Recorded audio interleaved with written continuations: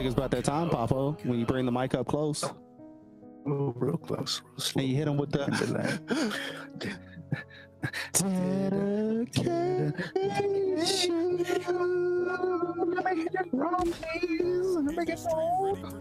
Oh, yes, indeed. Time for dedications. And your boy got one dedication. It's actually a rededication. This was a dedication from the previous podcast, but she's back. She's back, so I got to rededicate an episode to her. And oh, what's up? Oh, I'm saying what happened. What brought it back into the forefronts of your mind? So let's go ahead and share this. I'm digging back into my easy to dig into well of professional wrestling, and my dedication this week goes over to the man, Becky Lynch. And this tweet contains sensitive material, just to let you guys know. So Becky Lynch is a female professional wrestler on the SmackDown brand, and she recently had what could only be described as a damn near stone cold moment on Monday Night Raw this last week. She is someone who she was a face for a long time, which means she was a good guy. She kind of had a bland character. She turned heel, which means that she turned into a bad guy. And with her turning bad guy, she's turned into this like anti-hero on the show, and she's starting to get the loudest reactions. She's starting to get like super popular or whatever, and she had a coming out moment this last Monday night. So today is Sunday. Today is Survivor Series is tonight, and Survivor Series is the only time when you have the Raw brand and the SmackDown brand, the two different shows. The rosters compete against each other, and one of the fights coming up tonight was that Becky Lynch, who is the SmackDown Women's Champion, is going to fight Ronda Rousey, who's the Raw Women's Champion. So Becky decided to invade Raw on Monday.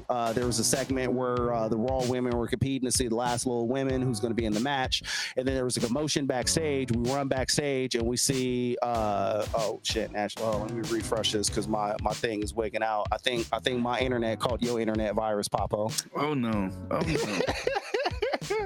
Let me refresh this real quick. So there was a segment with the Raw women determining who's going to be last little women in the Survivor Series match.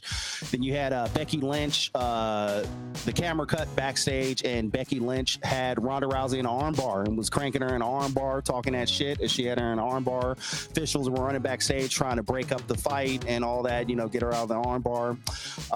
They, stopped it. They went back to showing what was going on in the ring, and in the ring, the Raw women were waiting.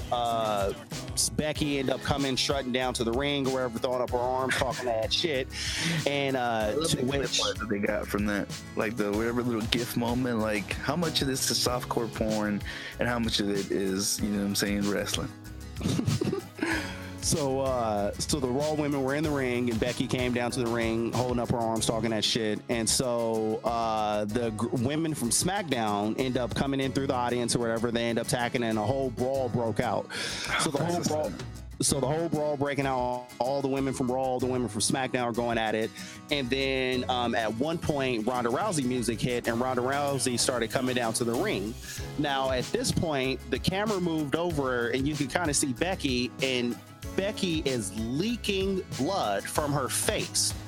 And it's like, whoa, wait, hold up. What the hell happened? Like something got missed in translation. So Becky proceeds to beat up Ronda Rousey, beats her up with the chair, whoops her ass. Becky again has blood all over her face. She has blood all over her hands. It's kind of confusing because no one saw what happened to make her bleed. The SmackDown women end up leaving the scene. Becky stands up on the apron. She got her hands up in the air like, what's up? She goes into the audience, leaking blood all over the place or whatever. Crowd is going insane because she's bleeding like crazy, and she's selling it like a champ, like she's showing or pretending, she's acting like it's not phasing her or whatever. We end up finding out during that whole melee, Nia Jax, who's almost 300 pounds, she's actually part of the Rock's Samoan family. Hey. At one point, Becky went to attack her, and it's in the background. It didn't get caught on camera because this wasn't supposed to happen.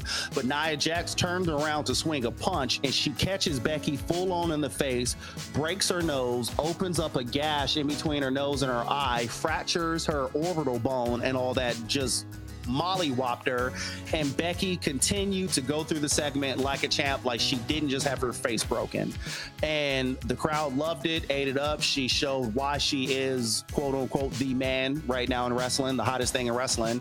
And the unfortunate thing, though, was she actually ended up getting pulled from the event. She's not going to be able to fight tonight.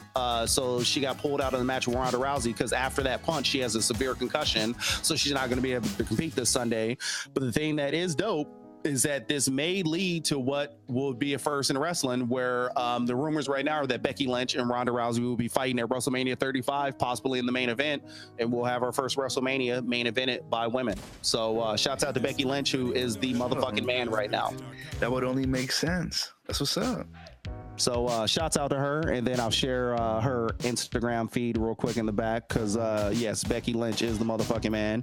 It is just an example. Again, pro wrestling is predetermined, and it is people playing characters, but the best to resonate with the crowd and the best way to get a reaction out of people, you can't make up a fake character. Like, it has to come from somewhere within you. And actually, there's a picture of her right now all bloodied from that night.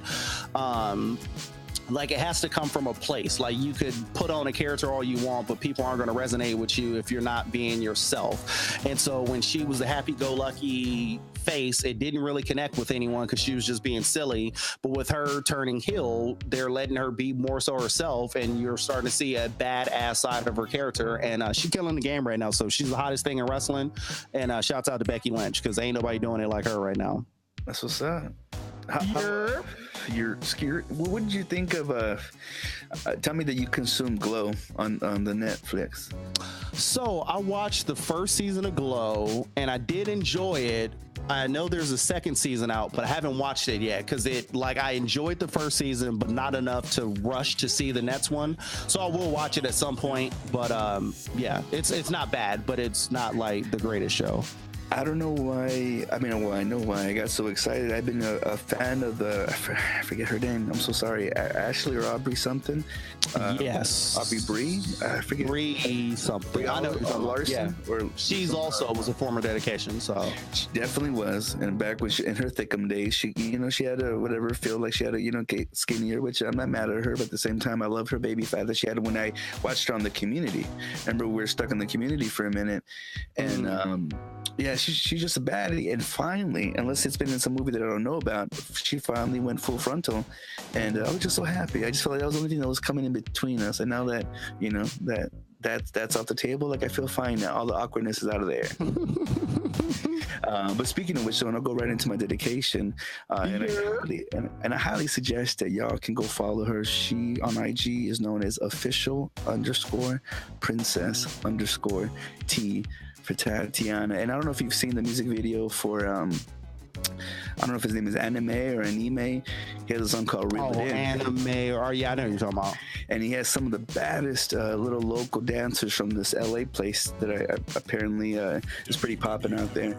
Anyways, she wasn't amongst that mix, but I laughed at in that song. He kind of says this line about in Tatiana, she's a sort of kind of Italiana and some kind of whatever, because it's actually what this girl's mixed with.